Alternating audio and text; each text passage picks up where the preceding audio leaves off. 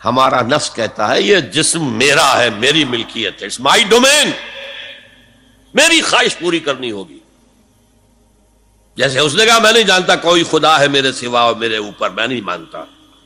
نفس بھی کہتا میں نہیں ماننے کو تیار، کیا حلال ہے کیا حرام ہے، کیا جائز ہے کیا ناجائز، میری خواہش پوری کرو.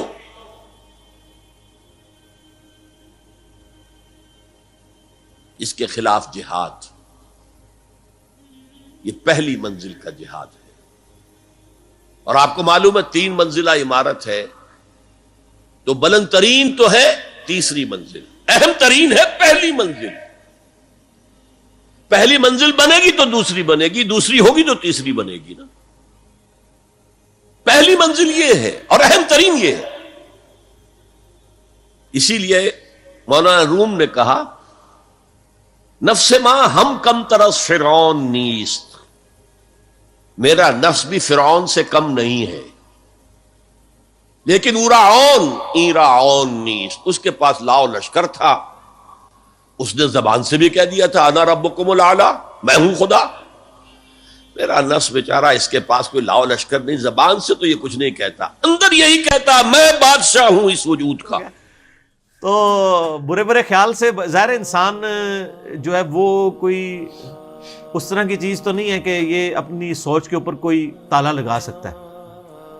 اچھی صحبت میں رہے گا تو اچھے خیالات آئیں گے، بری صحبت میں رہے گا تو برے خیالات. بلکہ میں ڈاکٹر طاہر القادری صاحب کو ایک دفعہ سن رہا تھا، انہوں نے بڑی اچھی بات کی. کہتے ہیں میں نے بڑا غور و تفکر کیا ہے، میں اس رزلٹ پہ پہنچا ہوں کہ یعنی اس معاشرے میں جو انارکی پھیلی ہے نا، اس کے آگے کاؤنٹر نیریٹو صرف ایک صورت میں کھڑا کیا جا سکتا ہے، اچھی صحبت.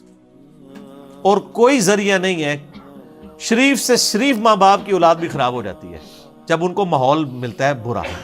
آپ دیکھیں ماحول اتنی خطرناک چیز ہے کہ شریف زادوں کا بچہ جو ہے نا وہ بدماش بن جاتا ہے ماحول کی وجہ سے، اور بدماشوں کی اولاد جو ہے نا وہ شریف بن جاتی. کتنے اسٹوڈنٹس ہم یونیورسٹی لیول پر دیکھتے ہیں تبلیغی جماعت سے اٹیچ ہوتے ہیں، پریکٹسنگ مسلمان، ان کے آباء و اجداد میں کسی نے داڑھی نہیں رکھی ہوتی. یعنی ماحول اتنا ڈومیننٹ ہے کہ ماں باپ خون سب پیچھے رہ جاتا ہے. اور قرآن پاک میں بھی ذکر ہے نا یا ایھا الذین آمنوا اتقوا اللہ وکونوا مع الصادقین، اے ایمان والو اللہ کا تقوی اختیار کرو اور سچوں کے ساتھ ہو جاؤ. تو برے برے خیال آئیں گے جب آپ ہر وقت برے برے لوگوں میں بیٹھیں گے، بری بری باتیں کریں گے، بری بری ویڈیوز دیکھیں گے، تو پھر آپ کو یہی چیزیں آئیں گی. آپ اگر اچھے اچھے لوگوں کے پاس بیٹھیں گے، اچھی اچھی باتیں، میں تو یونیورسٹیز کو میں اور میڈیکل کالج کے اسٹوڈنٹس کو کہوں گا کہ اپنی اپنی اس وقت اللہ کے فضل سے تمام ہماری جتنی بھی یونیورسٹیز ہیں پاکستان میں، کالجز ہیں، وہاں پہ ماشاءاللہ تبلیغی جماعت کا کام ہے. مسجدوں میں ان کے درس ہوتے ہیں. ہمیں ان سے علمی اختلاف اپنی جگہ، لیکن وہ جو انہوں نے صحبت دی ہے نا وہ بہت بڑی نعمت ہے. تو آپ اپنی اپنی جگہ ان کے ساتھ اٹیچ رہیں. وہ نوجوان ہیں، انہوں نے اپنے نفس کا تزکیہ کیا ہوا ہے. دیکھیں ایک چھوٹے بہت مسائل کے اوپر آپ کو اختلاف رائے ہو سکتا ہے، لیکن اوورال اخلاقیات ان کے بہت اچھے ہیں، یعنی رذائل سے بچے ہوئے ہیں. تو آپ اپنے آپ کو ان کے ساتھ اٹیچ رکھیں. اب میں آپ کو یہ تو نہیں کہوں گا جو مطلب ناچ گانے کی محفلیں کروا رہے ہیں کالج یونیورسٹی میں ان کے ساتھ اٹیچ ہوں. تو الٹرنیٹو تو پھر وہی جماعت کے لوگ ہیں نا، تو ان کے ساتھ آپ اٹیچ ہوں اور اپنے آپ کو اچھی صحبت میں رکھیں اور اپنے آپ کو مصروف رکھیں. خالی ذہن میں ہمیشہ برے خیالات آتے ہیں، اور مصروف رکھنے کے لیے نہیں کہ برے کاموں میں مصروف رکھیں، ٹھیک ہے، اچھے کاموں میں اپنے آپ کو مصروف رکھیں. نیشنل جغرافی پہ ویڈیوز دیکھیں، نالج حاصل کریں، اسٹرانومی کے اوپر تحقیق کریں، آپ قرآن پاک ترجمے سے پڑھیں، جو آپ کی فیلڈ ہے آپ اس میں کام کریں. انشاءاللہ اپنے آپ کو مصروف رکھیں تو انشاءاللہ ستیہ خیر ہے. Struggle against this baser self. ایک سیلف ہے اونچی سیلف، خودی، انا، ایگو، اور ایک ہے یہ بیسر سیلف، یہ ہماری جبلتیں جو اندھی بہری ہیں، جو حلال اور حرام سے انہیں کوئی غرض نہیں، ان کے خلاف جہاد کرنا. آپ نے فرمایا صلی اللہ علیہ وسلم المجاہد من جاہد نفسہ، اصل مجاہد وہ ہے جو اپنے نفس کے خلاف جہاد کر سکے. تمہارے اندر یہ دشمن تو بیٹھا ہوا ہے، تکڑا ہے، تمہیں کنٹرول کر رہا، چلے آؤ باہر کے دشمنوں سے جہاد کرنے کے لیے. تم نے ٹانگے کو گھوڑے کے آگے باندھ دیا. اور ایک دفعہ حضور سے پوچھا گیا ای الجہاد افضل یا رسول اللہ، اے اللہ کے رسول سب سے افضل جہاد کون سا ہے؟ فرمایا ان تجاہد نفسک فی طاعت اللہ، اپنے نفس کے خلاف جہاد کرو، اسے اللہ کا مطیع کرو. یہ جو اندر کی کشمکش ہے، کشاکش ہے، یہ جہاد فی سبیل اللہ کا نقطہ آغاز، اللہ کا مطیع بنانا ہے نفس کو۔ اس کے ساتھ دو سب لیول اور ہیں۔ اس نفس کو بھڑکانے والی ایک قوت ہے انویزیبل، اور ویزیبل بھی ہے۔ انویزیبل قوت سب سے بڑی ابلیس، شیطان لعین، اور اس کے چیلے چانٹے جنات میں سے، اور ویزیبل میں انسانوں میں جو اس کے ایجنٹ ہیں، جو فحاشی کو کلچر کا نام دے،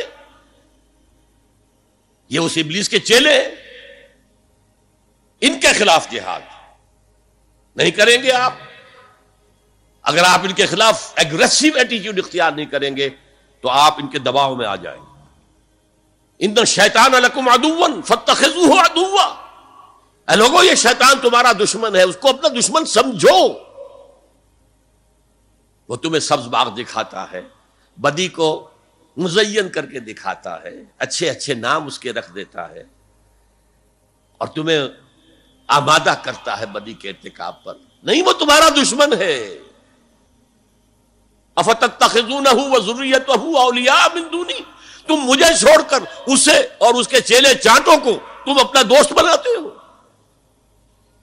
نہیں، شیطان کے خلاف یوٹیوب کے اوپر ایک کلپ ہے نا، اس کے اوپر یعنی مشت زنی، اور اس آپ لکھیں یوٹیوب، تو میں نے اس میں بتایا نا کہ جب آپ، تو اس کا میں نے علاج بھی بتایا نا اس میں، کہ وہ روزانہ نا 10 منٹ کے لیے نا موم بتی کے فلیم کے اوپر ہاتھ رکھا کریں، پریکٹس شروع کریں۔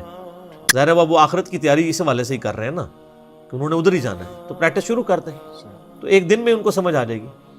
تو خوف خدا کے بغیر تو کوئی چیک نہیں ہے سر، دنیا کا کوئی قانون بھی آپ کو گناہ سے نہیں روک سکتا۔ ایون میں اس سے بڑی بات کرتا ہوں کہ اللہ تعالیٰ کے بنائے ہوئے جو قوانین ہیں نا، فزیکل ورلڈ سے جو تعلق رکھتے ہیں، جو آپ کے قانونی یعنی قوانین ہیں، وہ بھی آپ کو برائی سے نہیں روک سکتے جب تک خوف خدا نہ ہو۔ اب قرآن تو آپ کو کہتا ہے نا کہ اگر کوئی عورت ہے، اس کو آپ ایک دفعہ طلاق دیتے ہیں تو آپ رجوع کر سکتے ہیں، دوسری بار بھی کر سکتے ہیں، تیسری بار نہیں کر سکتے۔ لیکن قرآن ساتھ کہتا ہے دیکھو، کسی عورت کو اگر تم نے چھوڑنا ہے نا، ایک طلاق کے بعد پھر رجوع نہ کرو، اس کو اس کے حال پہ چھوڑ دو۔ سورہ بقرہ کے اندر اس نیت سے رجوع نہ کرو کہ میں اسے پھر کچھ عرصہ رکھ کے پھر ذلیل کر کے چھوڑوں گا۔ اس کے اوپر کوئی دنیا کا قانون، کوئی قاضی، کوئی جج کسی کو کہہ سکتا ہے کہ تو نے اس لیے رجوع کیا ہے کہ تو یہ کرنا چاہتا ہے؟ وہ چیک کون سا ہے؟ آپ کے دل کے اوپر، خدا کا۔ تو خوف خدا کے بغیر شریعت کے قوانین بھی ناقص ہو جائیں گے، دنیا کے اعتبار سے تو اسٹیبلش ہو جائیں گے، لیکن آپ کی اپنی اصلاح کے لیے خوف خدا کے ساتھ آپ اس کو قوانین کو لے کے چلیں گے تو پھر آپ کو، ورنہ تو آپ یعنی آپ پاکیزہ محبت ہی کہتے رہیں گے۔ پاکیزہ محبت یعنی مردوں عورت میں تو میاں بیوی میں پاکیزہ محبت ہو سکتی ہے، اس کے علاوہ کہتے ہیں نہیں میں جی اچھی نیت سے دیکھ رہا تھا۔